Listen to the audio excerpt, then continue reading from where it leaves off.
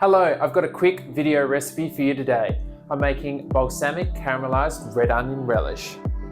Peel, halve, and then slice the red onions. In a saucepan over medium heat, add the oil.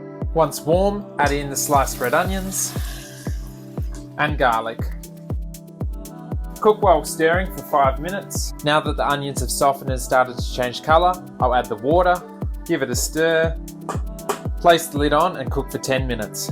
After 10 minutes, the onions have cooked right down, so it's time to add the balsamic vinegar, brown sugar, yellow mustard seeds, salt and pepper. Give it all a stir, and then simmer until most of the liquid has evaporated, like this. Place in sterilised jars while hot, and then store in the fridge. Thanks for watching, and thanks to my subscribers. I've got more vegan recipe videos here.